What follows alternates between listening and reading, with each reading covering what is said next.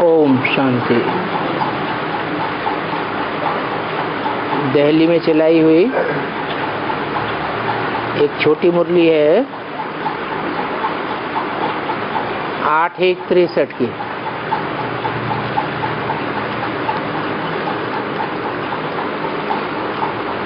बच्चे जानते हैं कि बाप एक्स्ट्राऑर्डिनरी है।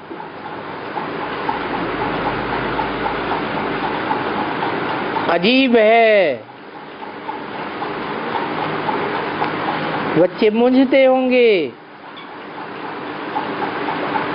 शिव बाबा इनके रथ में आते हैं,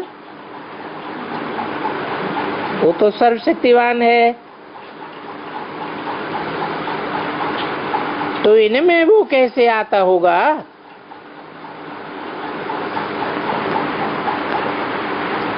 और बाबा को क्या फीलिंग होती होगी?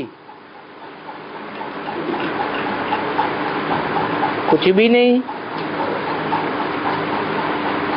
इसमें फीलिंग की तो बात ही नहीं है। जिसमें आते हैं इनको फीलिंग की कोई बात नहीं रहती। जैसे किसका पति मर जाता है तो उनकी आत्मा को बुलाते हैं ब्राह्मण में, तो ब्राह्मण को कुछ भी फीलिंग नहीं आती है। बहुत पितर बोलते हैं और ब्राह्मण खाते हैं। वो लोग समझते हैं कि आए हैं, तो इसमें फीलिंग की कोई बात नहीं। ये तो टीचर के रूप में बैठ पढ़ाते हैं। समझ में आता है ये नई नई बातें सुनाना, ये चित्र आदि बनवाना, ये उनका ही काम है। इन ब्रह्मा का ये काम नहीं है, क्योंकि ये ब्रह्मा बाबा तो कुछ नहीं जानते थे। हमेशा गुरु की महिमा की जाती है। गुरु वो जिससे सीखा जाता है, तो सिवाय एक के और किसी की महिमा नहीं है। बाप कहते हैं मैं इनमें प्रवेश करता हूं।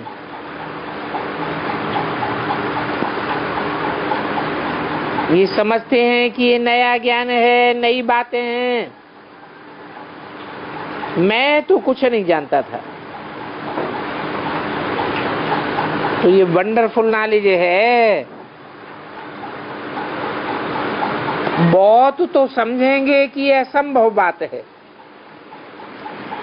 जो मनुष्य में भगवान आए, क्योंकि सबकी बुद्धि में कृष्ण के लिए बैठा हुआ है। अब शिव तो है निराकार, उनके इतने मंदिर हैं, शिव जयंती भी मनाते हैं, तो जरूर किसी तन में तो आए होंगे ना। नहीं तो इतने गोप गोपियों को ज्ञान कैसे दिया? ये बुद्धि से काम लेना है। जरूर कोई रथ में आकर के समझाया है। बाप खुद आकर के डायरेक्ट बच्चों से बात करते हैं। शिव बाबा आते हैं तो इनको कोई तकलीफ नहीं होती है।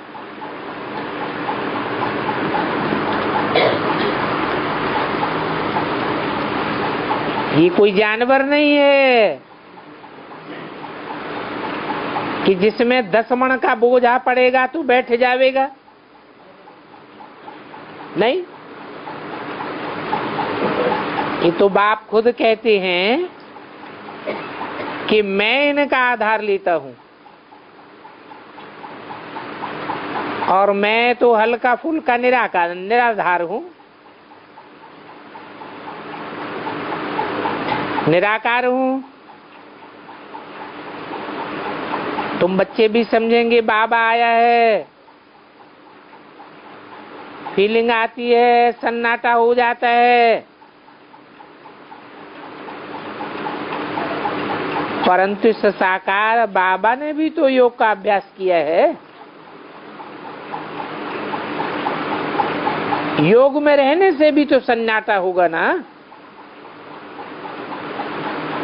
तो तुम समझेंगे शिव बाबा आया है, वो शांति का सागर है। तो क्या हम मास्टर शांति के सागर नहीं बनते हैं? तो बाप कहते हैं मुझे परमपिता परमात्मा शिव को याद करो, क्योंकि शिव परमपिता परमात्मा अलग है और हम आत्माएं अलग हैं। ये नई बात है और विद्वान पंडित आचार्यों ने तो कह दिया है भगवान सर्वव्यापी है, परंतु इससे तो बात मीठी नहीं होती। आगे हम भी कहते थे सर्वव्यापी है, अभी बाबा ने समझाया मैं सर्वव्यापी नहीं हूं। 5000 वर्ष पहले भी मैं तुम्हारे इस तन में आया था और तुमको समझाया था। अभी फिर तुमको बतलाते हैं कि तुमने ऐसे ऐसे जन्म लिए हैं, तुम सूर्यवंशी थे, फिर चंद्रवंशी में आए, तो तुम्हारे भी 84 जन्म हैं।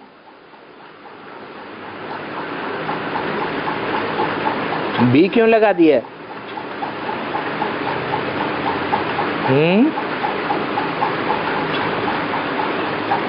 माना इनके भी 84 जन्म हैं और तुम्हारे भी 84 जन्म हैं। बच्चों को झाड़ का नॉलेज भी दिया है।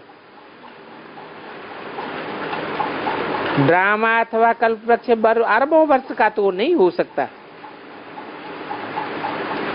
तो बाप आकर के रंग को राइट करके समझाते,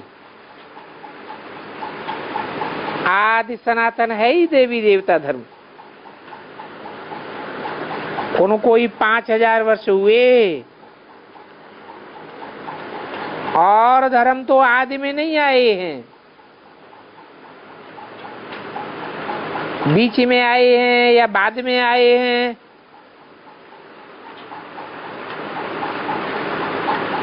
और देश भी ऐसे ही बाद में आए हैं। भारत तो प्राचीन से प्राचीन देश है और भारत का ही प्राचीन राजयोग मशहूर है। और प्राचीन से प्राचीन है सो तो जरूर सतयुग में बाउन से आगे की संगम पर होना चाहिए, परंतु कोई भी शास्त्रों में संगम की बात नहीं है। जरूर बाप संगम पर ही आवेगा पतितों को पावन बनाने के लिए। तो ये कल्याणकारी युग है।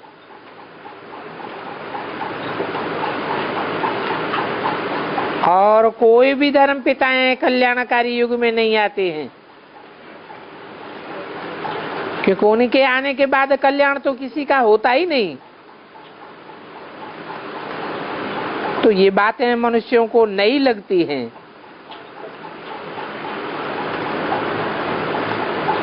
वो अगर बाप को जानते होते तो बाप के पास चले जाते। गाते भी हैं कौन देश से आए हैं, कौन देश से जाना है, तो जरूर उनका कोई देश है ना। उनका देश है नई निराकारी दुनिया। और देश में तो जरूर एक रहने वाला नहीं होगा ना। बहुत रहने वाले होंगे। ऐसे भी नहीं कहेंगे कि ब्रह्म में लीन हो जाएंगे। ये भी कहते हैं कि फलाना स्वर्गवासी हुआ। अब स्वर्ग में तो राजा ही है, स्वर्ग कहा ही जाता है देवताओं के राज्य को। कोई फिर कहते हैं हम ज्योति के टुकड़े हैं अथवा सागर के बुदबुदे हैं। अब कहाँ सागर है और कहाँ बुदबुदा? अनेक मतांतर हैं। ऐसे तो नहीं है कोई जहां कोई कहां का होगा, कोई कहां जावेगा। तो आते तो सभी एक ही देश से हैं। तो पहले पहले पूछना है कि गीता का भगवान कौन था?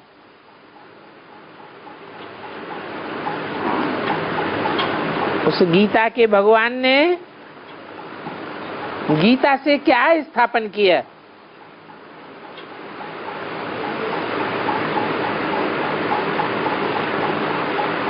सारे मनुष्यों की मुझान इसी बात में है,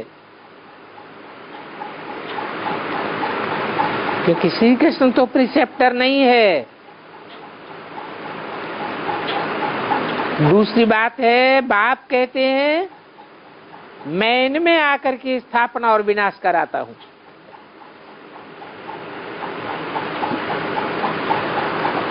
और तो कोई ऐसे कह नहीं सकता।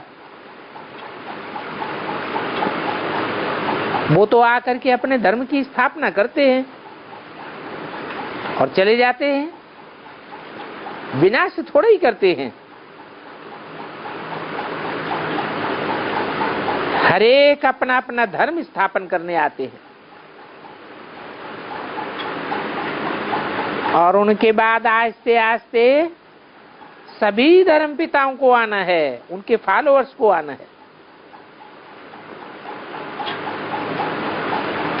निराकारी दुनिया से आत्माओं का आना शुरू हो जाता है। जैसे क्राइस्ट आकर धर्म स्थापन करते हैं तो उनके पीछे उनके फॉलोअर्स को आना है। उनके धर्म की संख्या आती रहती है। जैसे पहले गुरु नानक आया तब उनके इतने सिख, उनकी इतनी संख्या हुई। पाठ बजाने के लिए जरूर आना ही पड़े। ऐसे नहीं कि आत्मा परमात्मा में लीन हो जाती है। आत्मा कोई सागर का बुदबुदा है जो सागर में लीन हो जाता है, फिर कभी आने की बात ही नहीं। फिर आत्मा अनादि कैसे हुई? ये ड्रामा अनादि कैसे हुआ? ये तो अनादि बना बनाया ड्रामा है। और ये बातें कोई लौकिक बाप अथवा गुरु ने नहीं समझाई है, ये तो पारलौकिक बाप समझाते हैं। लौकिक बाप तो इसी लोक के हैं। वो सब जन्म मरण के चक्र में आते रहते हैं। तो जो जन्म मरण के चक्र में आते हैं वो पूर्व जन्म की बातें भूल जाते हैं। बाप तो जन्म मरण के चक्र में नहीं आता है, तो भूलने की बात ही नहीं।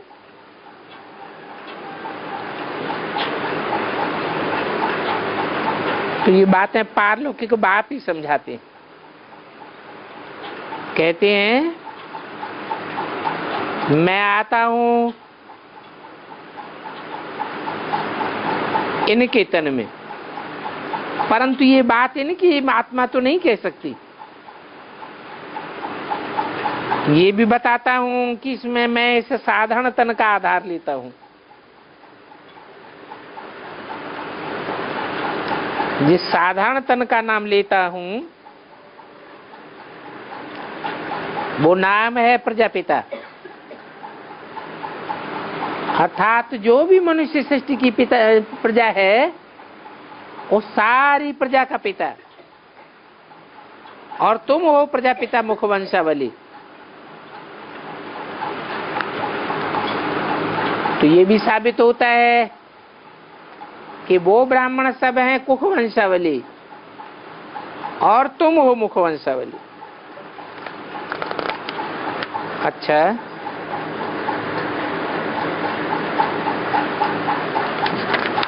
ओम शांति।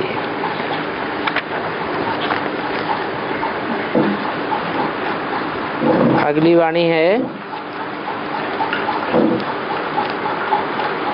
18 जनवरी 1963 की।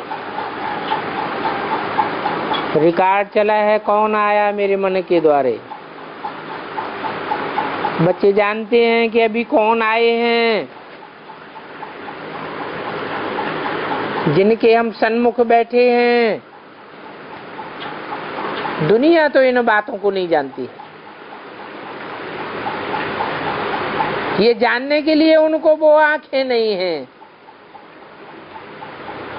जो जाने कि हम किसके सन्मुख बैठे हैं। उनकी आंखें जान ही नहीं सकती।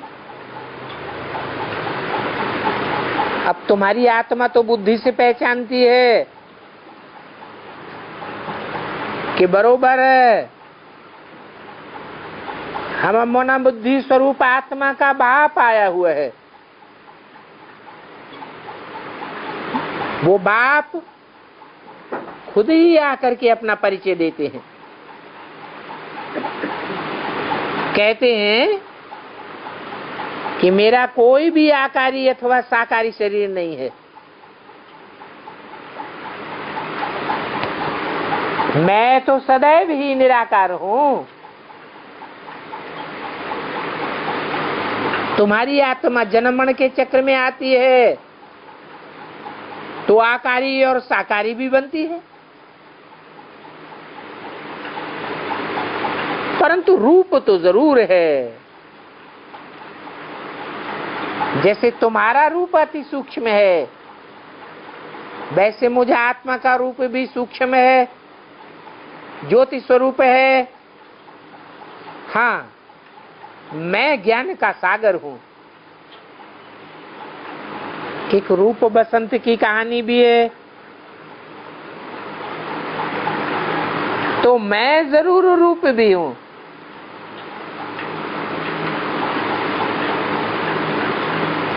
रूप तुम भी हो,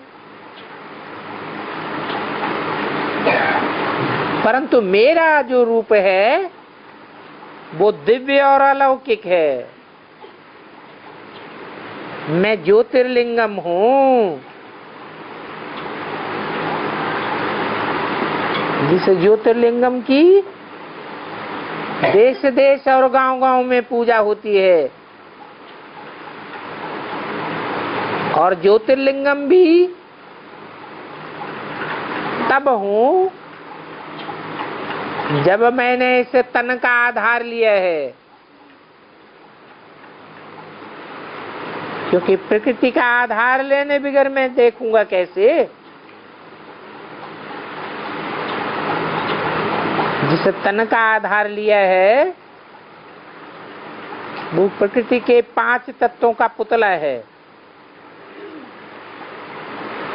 इनकी आंखों रूपी खिड़की से बच्चों को देखता हूं और इनके मुख से समझाता हूं।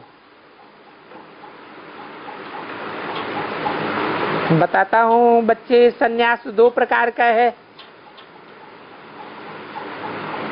एक हठ योग है जिसे कर्म सन्यास कहा जाता है। वो हठ पूर्वक इंद्रियों का दमन करते हैं। ऐसे हठ योगी राजयोग सिखलाई नहीं सकते।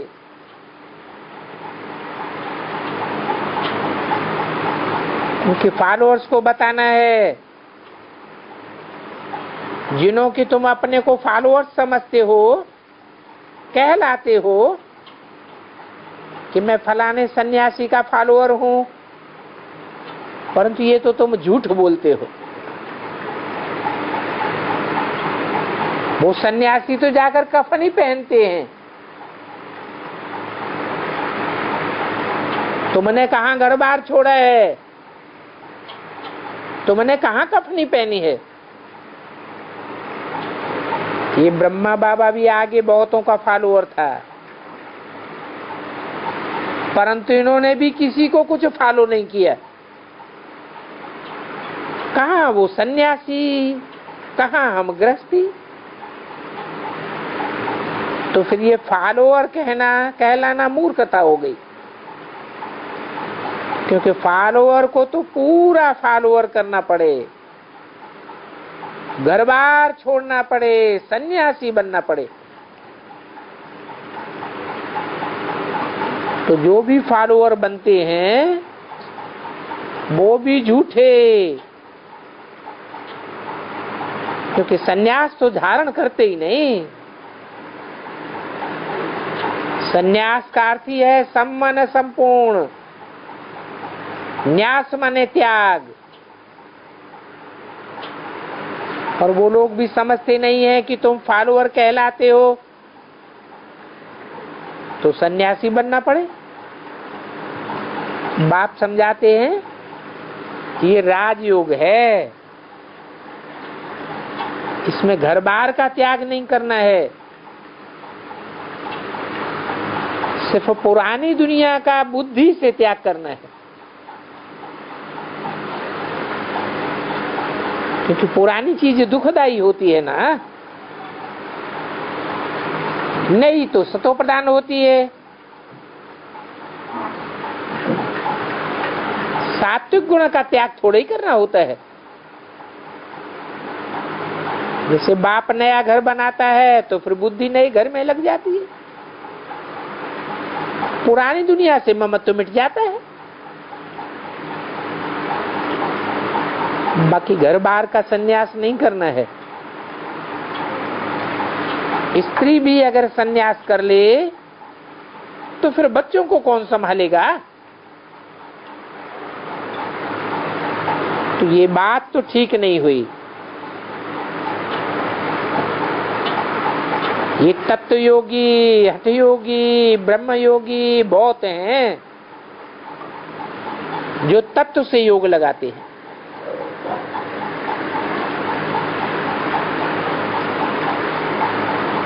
तत्व तो जड़ा होता है या चैतन्य होता है।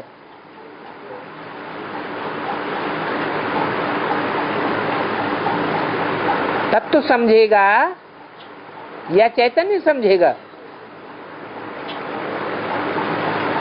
जड़ तो थोड़ा ही समझेगा। ये ब्रह्म तत्व है जड़,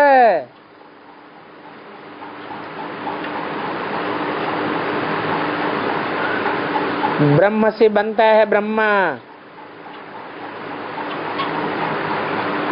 जिस तन में मैं आता हूँ नाम रखता हूँ ब्रह्मा। ये भी जड़त्वमयी तत्व है और ये तत्व तो हमारे तुम्हारी आत्माओं के रहने का स्थान है।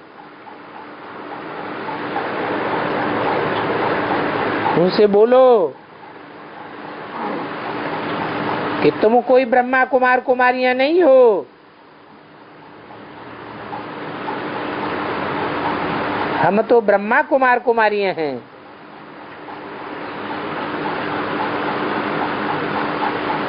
वो ब्रह्म तो महत्तत्व है, उस ब्रह्म तत्व की कोई कुमारी थोड़ी ही होती है। ब्रह्मा कुमारी वो जो 21 कुल का उद्धार करे, पियर घर और ससुर घर का उद्धार करे।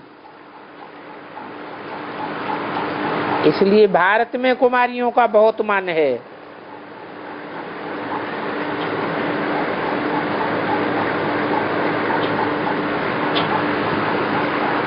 जब तक कुमारी पवित्र है तो सभी को उनको पूजते हैं।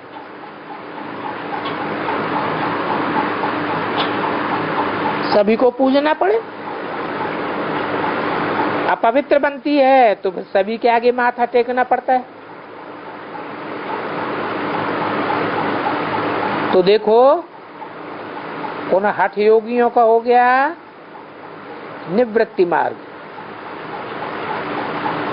हठ योग।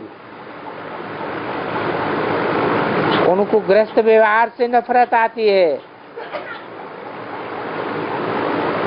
और अपन को इस पुरानी छीछी दुनिया नरक से नफरत आ जाती है। तो उनके सन्यास में और हमारे सन्यास में बहुत अंतर है। उनको तो नई दुनिया का पता ही नहीं है। उनको तो सिर्फ घर बार से नफरत होती है। तुमको तो पता है ये दुनिया ही पुरानी है, नरक है, तो नफरत आती है। और नफरत भी तब आती है जब तुमने तीसरे नेत्र से स्वर्ग को देखा है। पहले तुमको भी क्या इस दुनिया से नफरत आती थी? नहीं। बाप कहते हैं तुम बच्चों को स्वर्ग में ले जाने के लिए तुमको राजयोग सिखाता हूं। मैं हठ योग कैसे सिखाऊंगा? भारत पवित्र प्रवृत्ति मार्ग वाला था और यथा राजा रानी तथा प्रजा सब उसमें राज्य करते थे।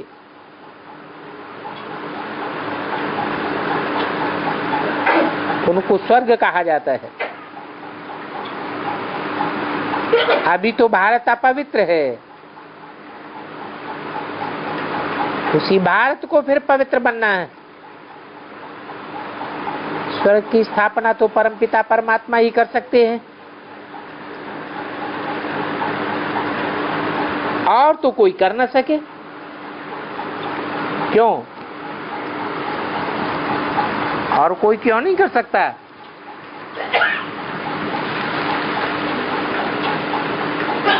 क्योंकि परमपिता परमात्मा के सिवाय और कोई भी आत्मा नहीं है जो सदाकाल स्व स्थिति में रहने वाली हो।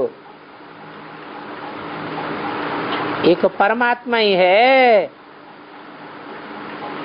जो सदैव स्व स्थिति में रहने वाला है, इसलिए वो ईश्वर की स्थापना कर सकता है। वो हमको समझाते हैं, हे भारतवासियों, तुमने पूरा आधा कल्प द्वापर से लेकर के विष पिया है और विष पीते पीते रौरव नरक हो गया। कितना आपस में लड़ते झगड़ते रहते हैं।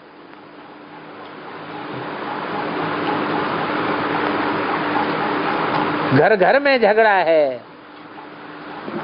गांव गांव में झगड़ा है, नेशन नेशन में झगड़ा है। सारी दुनिया को हद में लाई दिया। आकाश और पानी की भी हद बनाई रखी है।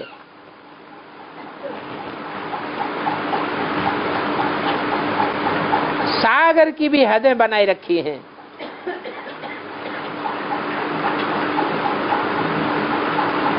भारत देश में ही देखो कितनी हदें हैं।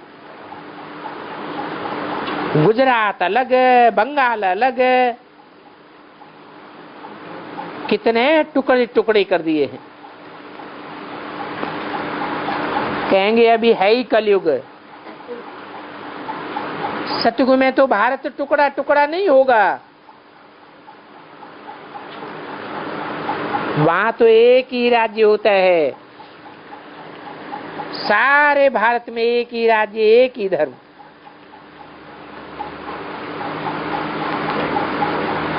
अभी तुम वामन अवतार हो तो देखो तुमको अभी 3 पैर पृथ्वी के भी नहीं मिलते,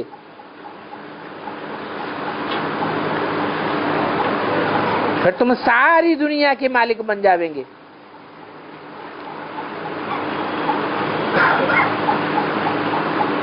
सारी दुनिया को 3 पैर पृथ्वी से नाप लेंगे।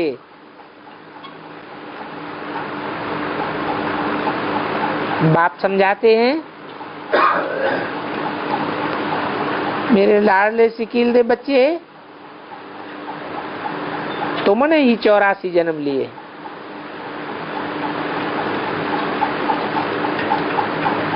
गाया भी जाता है 84 का चक्कर।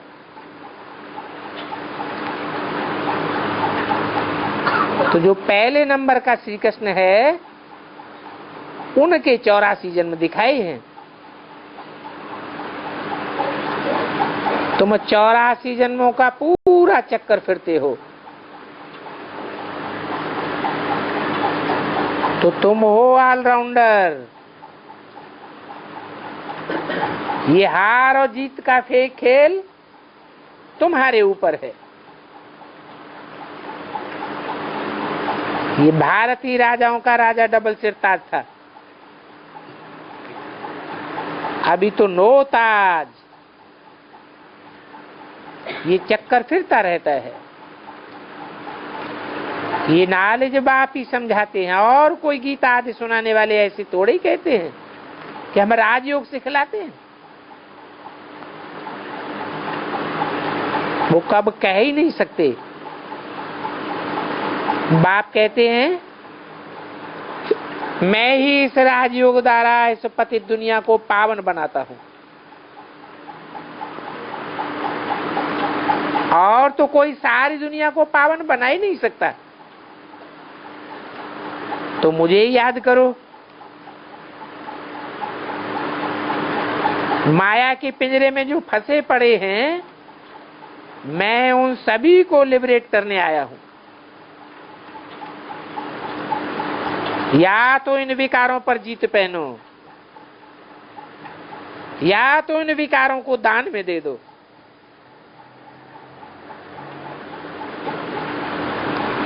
क्या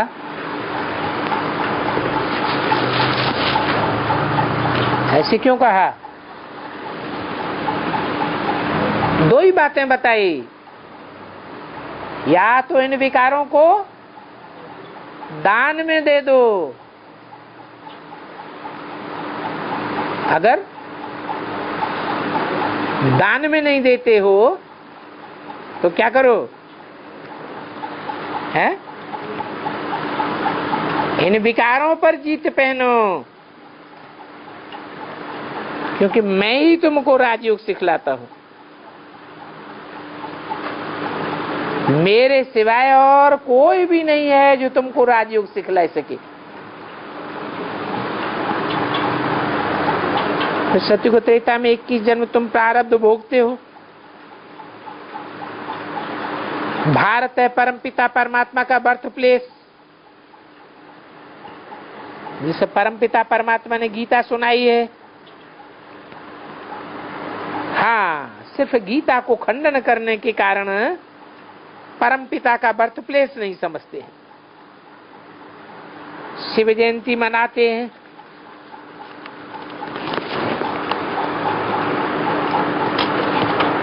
उनका तो बहुत बड़ा हॉलीडे होना चाहिए।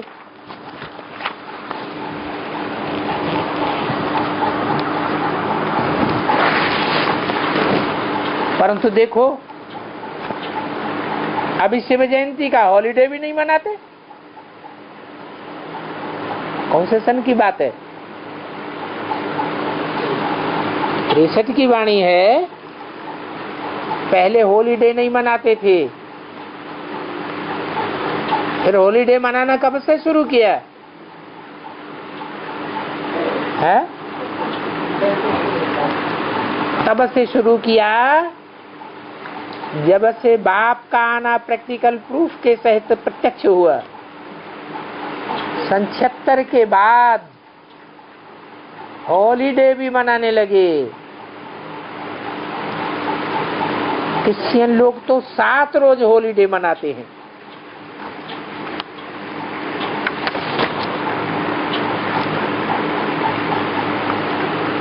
तो इनकी तो हॉलीडे 1 महीना चलनी चाहिए।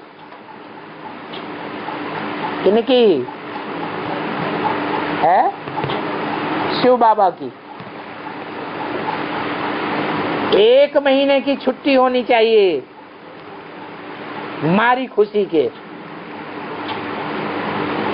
क्योंकि ये तो सारी दुनिया को पावन बनाने वाला है।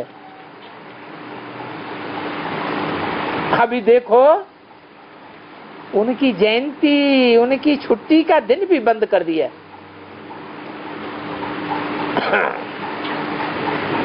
सच्ची बात है? अभी छुट्टी होती है या नहीं होती है शिव जयंती की? है अभी तो होती है, लेकिन ये मुरली कब की है? ये सन 63 की मुरली है। सन 76 से पहले शिव जयंती की छुट्टी नहीं होती थी। देखो कल विवेकानंद की छुट्टी थी, है? अब उनका तो है संन्यास धर्म, तो वो कोई भारत का नहीं है। वाह,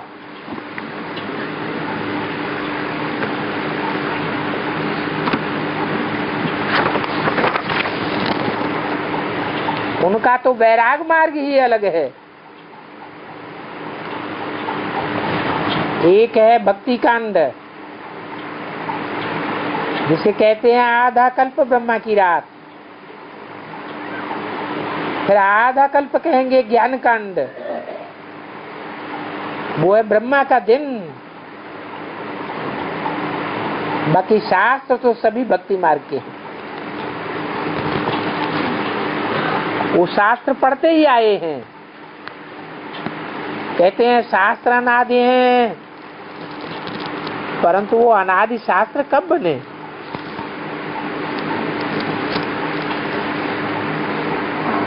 बाप कहते हैं ये तो द्वापर में बनाए हैं। ये गीता भी द्वापर में बनाई है। बाकी कृष्ण कोई द्वापर में नहीं आया है। ऐसे नहीं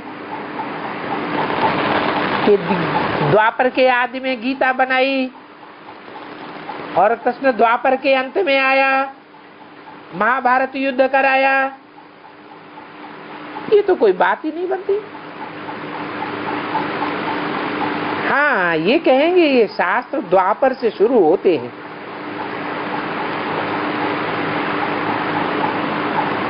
कोई भी धर्म पिता पहले आता है, मुख से समझाता है, बाद में उसके शास्त्र बनते हैं। तो ऐसे ही परमपिता परमात्मा पहले संगम युग में आया था, सतयुग के आदि में आया था,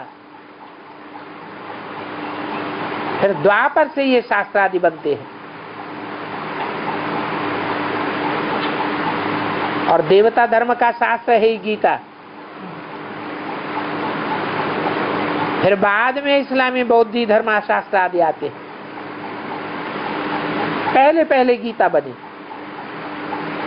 और ये गीता भी मनुष्यों ने बनाई है। तो कृष्ण फिर द्वापर में कहां से आया जो आकर के ज्ञान सुनाया?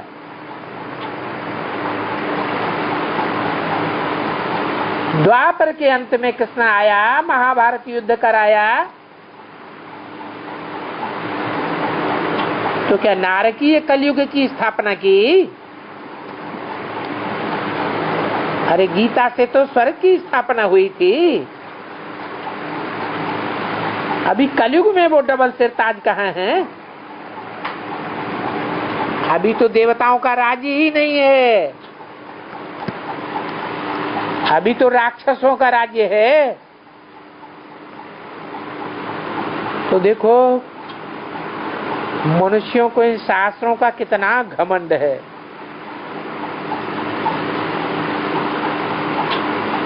इनको भी घमंड था कि हमने इतने शास्त्र पढ़े, हमने इतने गुरु किए हैं। अब ये भी कहते हैं इन गुरुओं को मारो गोली। तो ये सभी तुम्हारे ज्ञान के हथियार हैं। उन शास्त्रों में तो फिर तलवार कुल्हाड़ी आदि दे दी है। बाप कहते हैं मैं 5000 वर्ष के बाद तीरी पर बहस लेकर आया हूं।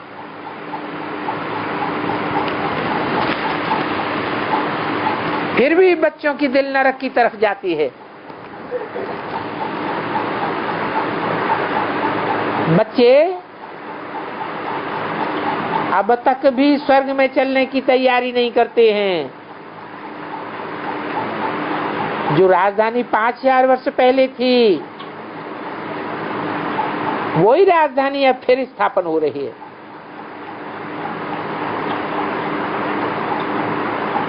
ये है रिलीजियो पॉलिटिकल गॉडली मशीनरी।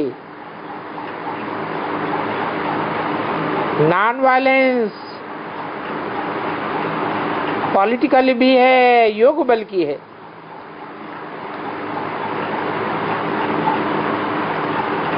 दुनिया में कभी भी कोई सृष्टि का राज्य नहीं ले सकता। पूरी सृष्टि का राज्य सिवाय देवी देवताओं की कोई ले ही नहीं सका।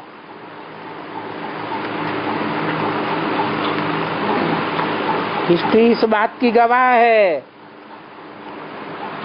कि हिंसा से दुनिया में कोई ने विश्व की बादशाही नहीं प्राप्त की। अभी तुम तो पांडव हो और बाबा है तुम्हारा रूहानी सुप्रीम पंडा। कहते हैं तुमको मुक्ति, जीवन मुक्ति का रास्ता बताने आया हूं। तो मुक्ति और जीवन मुक्ति को याद करो। बाकी ये जो जीवन बंद धाम है, इसको भूलते जाओ। बाप नया मकान बनाते हैं तो पुराने मकान से दिल हट जाती है ना। तो अभी हम इस नरक की दुनिया से नफरत करते हैं। वो सन्यासी तो घर बार से नफरत करते हैं। तो सन्यास में और इस सन्यास में रात दिन का फर्क है। बाबा ने समझाया है, ये सन्यासी तो फिर भी भारत को थमाते हैं। उपद्रवों को बंद करने के लिए सन्यास मार्ग है, परंतु तुम्हारा तो राजयोग है।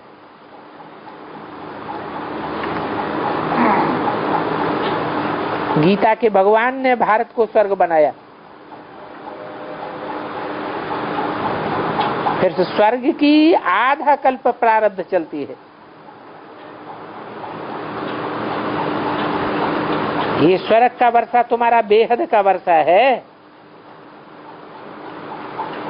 बाप कहते हैं, हे मेरे सिकील दे बच्चे, अब इस श्रीमत पर चलो तो तुम श्रेष्ठ बनेंगे। श्रेष्ठ ते श्रेष्ठ हैं लेगिए लक्ष्मी नारायण, जिनकी कथा सारे भारत में होती है। अभी तुम्हारा बेड़ा पार होता है। बेड़ा पार करने वाले को खिवैया अथवा बागवान भी कहा जाता है। आधा कल्प मनुष्यों ने काम कटारी चलाई है,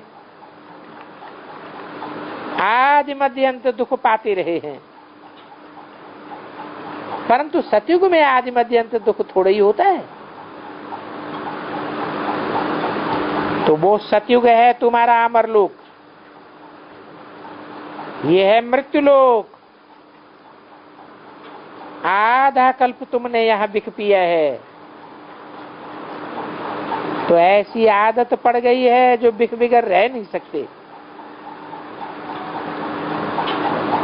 बाप कहते हैं कि अब ये एक जन्म तुम पवित्र बनो तो 21 जन्म पवित्र एवर हेल्दी एवर वेल्दी बन जाएंगे।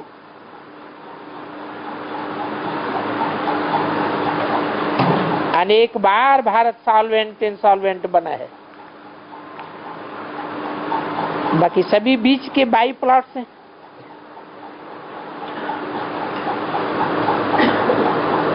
ये पूरा सुदर्शन चक्र भारत में ही फिरता है। ये त्रिमूर्ति भी भारत की ही है। ये ब्रह्मा, ये विष्णु और शंकर, ये 3 चित्र बनाए हैं। फिर शास्त्रों में नाम रख दिया है त्रिमूर्ति ब्रह्मा। अब इसका कोई अर्थ बतावे। त्रिमूर्ति ब्रह्मा तो होता ही नहीं।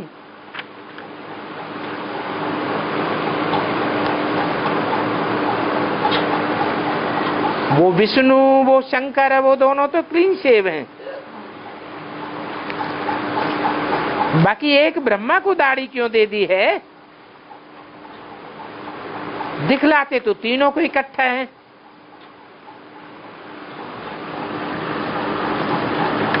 तो तीनों को क्लीन शेव दिखाना चाहिए, क्यों नहीं दिखाते है? 3 देवताओं को इकट्ठा दिखाते हैं तो तीनों को एक जैसा दिखाना चाहिए, क्लीन शेव। नहीं दिखाते हैं, इसका मतलब है कि ब्रह्मा संपूर्ण नहीं बना और विष्णु और शंकर संपन्न बने।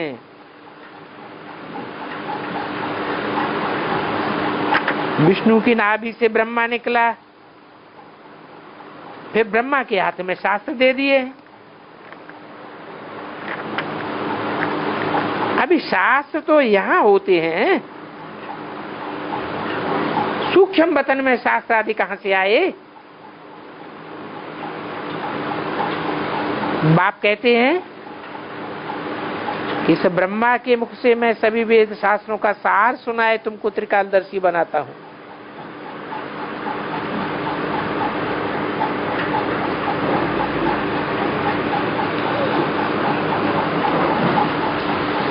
सभी वेद शास्त्रों में सार है,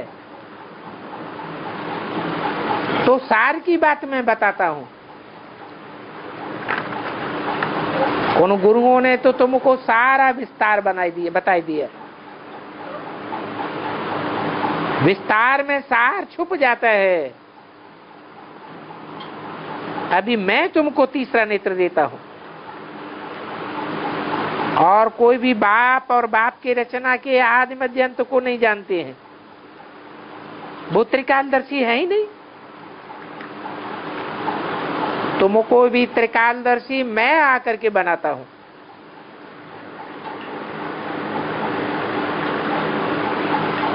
क्या बनाता हूं?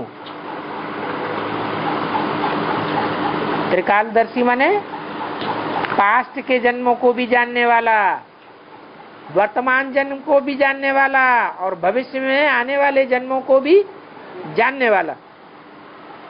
भूत, भविष्य, वर्तमान तीनों काल को जानने वाला मैं आकर के तुमको बनाता हूं।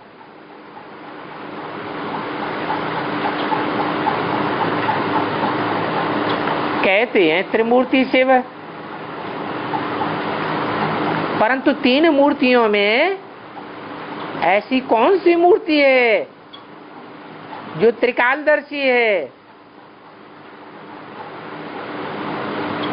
ब्रह्मा की मूर्ति कहें। ब्रह्मा ने त्रिकालदर्शी बनाया। 84 जन्मों का राज किसी को समझ में आया?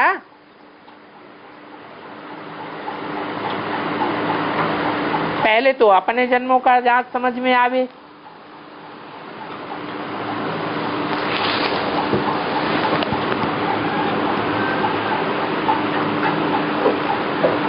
अब दूसरे के जन्मों का राज खोलें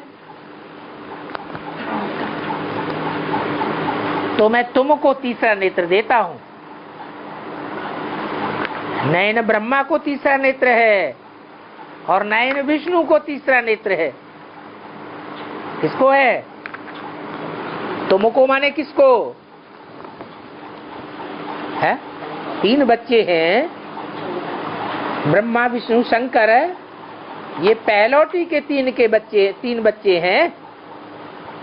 तो उनमें तुमको किसके लिए कहा? जरूर शंकर के लिए बोला है कि मैं तुमको तीसरा नेत्र देता हूं, जिस तीसरे नेत्र से तुम पहले अपने भूत भविष्य और वर्तमान के जन्मों को देखते हो। तो मेरे लिए ही गाया जाता है कि मैं आकर के तुमको त्रिकालदर्शी बनाता हूं। ब्रह्मा के तन में आए, परंतु बाप के रूप में तो नहीं आए, माता के रूप में आए, नाम रख दिया ब्रह्मा। वो कोई त्रिकालदर्शी थोड़े ही बनाते हैं। आए और आकर के चले गए। कोई त्रिकालदर्शी बना क्या? तो मैं आकर के तुमको त्रिकालदर्शी बनाता हूं। तुम शूद्र से ब्रह्मा मुखवंशावली बने, ब्राह्मण बने, तब ही फिर ब्राह्मण से देवता बन सकते हो। ब्राह्मण पवित्र को कहा जाता है जिसकी मनसा भी पवित्र हो, वाचा भी पवित्र हो और कर्मेंद्रियां भी पवित्र हो जाए। तो बाप बैठ तुमको ऐसा राजयोग सिखलाते।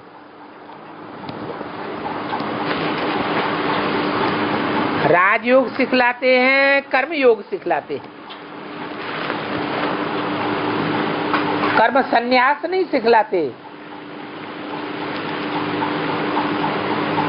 18:63 की वाणी का 3रा पेज।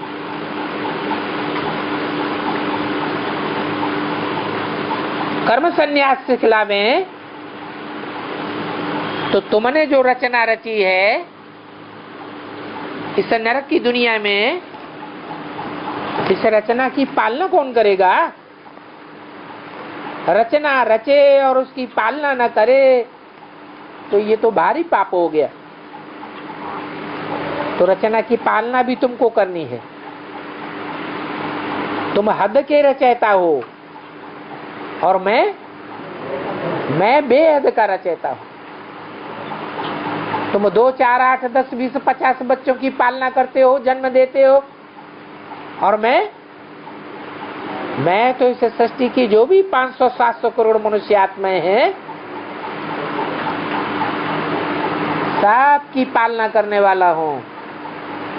तुम हद की रचना करते हो, पालना करते हो, मैं तो बेहद की रचना और बेहद की पालना करने वाला हूं।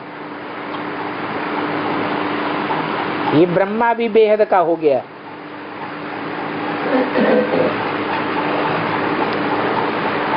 कौन सा ब्रह्मा? ब्रह्मा एक का नाम है या अनेकों के नाम है? ब्रह्मा तो अनेकों के नाम है। फिर बेहद का ब्रह्मा कौन सा हो गया? दादा लेखराज को बेहद का ब्रह्मा कहें। बेहद का ब्रह्मा माना 500-700 करोड़ मनुष्य आत्माएं सभी उनको ब्रह्मा बाप माने। तो कौन सा ब्रह्मा है? प्रजापिता ब्रह्मा। इस ब्रह्मा को आदिदेव, आदम कहा जाता है ना।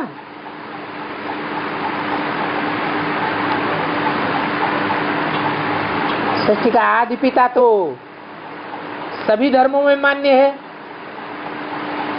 हिंदू भी आदिदेव के रूप में मानते हैं, जैनी लोग भी आदिनाथ कहते हैं, अंग्रेज लोग भी एडम कहते हैं, मुसलमान भी आदम कहते हैं।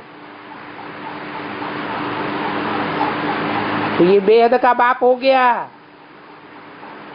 बाप बच्चों के लिए बैकुंठ की सौगात लाते हैं, तो भी 21 जन्मों के लिए।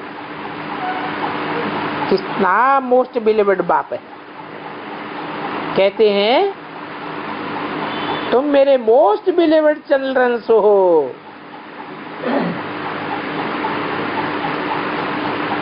मोर बिलीवर्ड भी नहीं, मोस्ट बिलीवर्ड चिल्ड्रन। तुम बहुत नजदीक के हो। तो बताओ मोर बिलीवर्ड चिल्ड्रन कौन से हुए?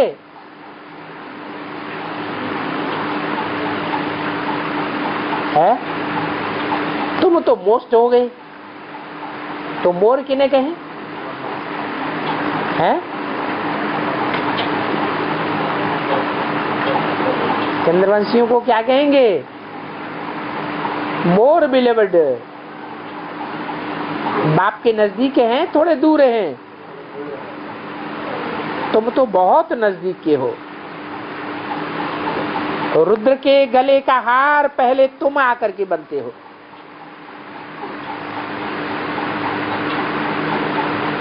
क्या? पहले तुम आकर के रुद्र के गले का हार बनते हो, फिर विष्णु की माला है। तो पहला नंबर कौन है? रुद्रमाला। और दूसरा नंबर विष्णु की माला। दूसरा नंबर क्यों? क्योंकि जो भी ब्रह्मा का टाइटल लेने वाले हैं वो ब्रह्मा से क्या बनते हैं? वो ब्रह्मा से सब नंबरवार विष्णु फरिश्ता बनते हैं। तो वो है नंबर 2। सब तख्त पर राज्य करते हैं। जो माया जीत बन करके जगत जीत बनते हैं वो नंबरवार हैं। माला में ऊपर है शिव बाबा, फिर युगल दाने,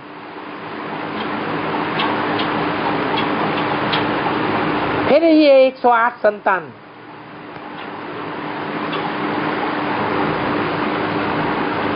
कौन हुआ शिव बाबा? कौन हुए युगल? और कौन हुए 108 दाने? विजय माला में ये सब दिखाते हैं।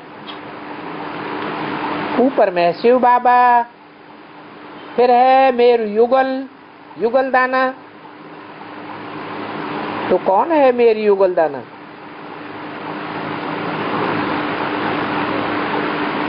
कौन है शिव बाबा?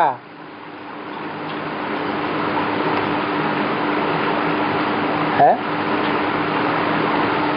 इसको कहें है? जब शिव बाबा कहते हैं तो बिंदु है या सिर्फ बिंदु है सिर्फ, या साकार के साथ है? जरूर साकार के साथ है। जिस साकार की भी निराकारी स्टेज बन जाती है वो है सर्वोपरि। फिर युगल दाना कौन?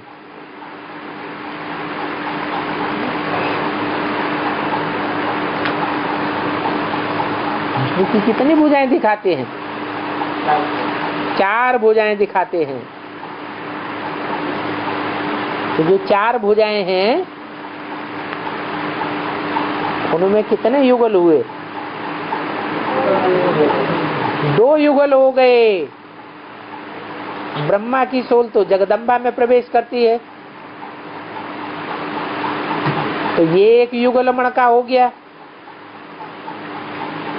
और छोटी मम्मा जो है उसकी सोल किसमें प्रवेश करती है? ओम राधे मम्मा किसमें प्रवेश करती है? लक्ष्मी में प्रवेश करती है। वो दूसरा युगल हो गया। दोनों युगल मिलकर के एक विष्णु का चोला बनता है। तो फिर हैं 2 युगल। बाद में फिर हैं 108 संतान। इन माला के दानों ने भारत को खास और दुनिया को आम स्वर्ग बनाया था।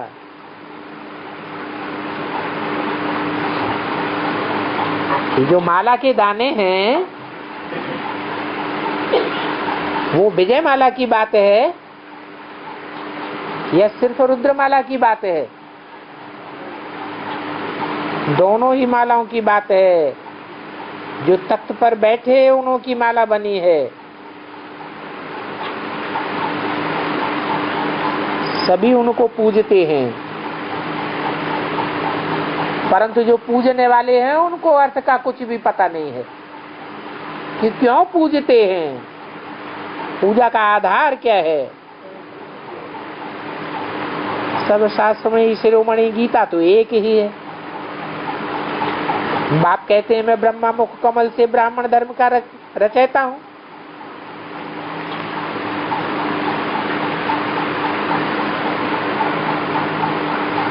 क्या कहा? इसके मुख कमल से रचयिता हूं ब्राह्मण धर्म का। ब्रह्मा मुख कमल से ब्राह्मण धर्म का रचयिता हूं। क्राइस्ट के मुख से क्रिश्चियन धर्म और ब्रह्मा के मुख से ब्राह्मण धर्म। उन ब्राह्मणों को पढ़ाए फिर देवता धर्म स्थापन करता हूं। फिर क्षत्रिय धर्म की स्थापना करता हूं। तो पहले ब्राह्मण, फिर ब्राह्मण सो देवता, और जो फेल होते हैं वो क्षत्रिय धर्म। 3 धर्म रचे जाते हैं, फिर और धर्म स्थापन होते हैं। तो पहले पहले तो चाहिए गीता। तो पहले पहले गीता बनाते हैं।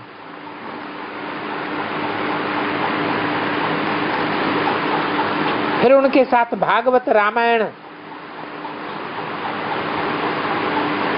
गुरु वासिष्ठ आदि।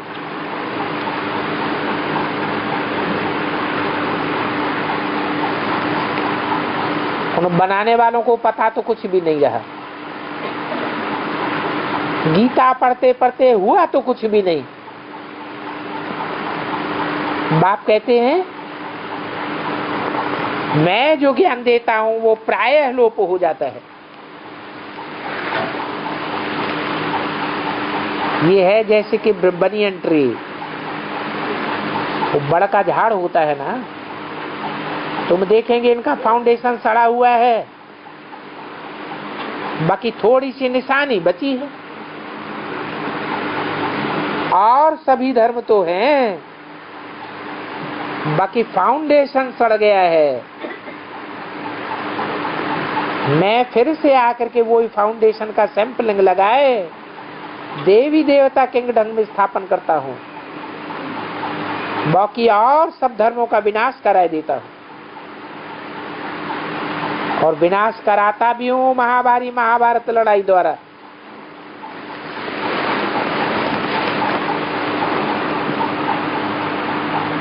इन महाभारी महाभारत लड़ाई के बगैर दुनिया का विनाश नहीं हो सकता। 5000 वर्ष पहले ये सभी धर्म थे, अभी फिर रिपीट हो रहा है। जिन्होंने विनाश देखा है वो जरूर इन आंखों से स्थापना भी देखेंगे। फिर जिन्होंने स्वर्ग का साक्षात्कार किया है वो भी प्रैक्टिकल में जरूर देखेंगे। विनाश स्थापना भी तुम बच्चों को दिखाया है, बाल लीला भी दिखाई। तुम कहती हो मैं ऐसी महारानी बनूंगी कि गोद में बच्चा होगा।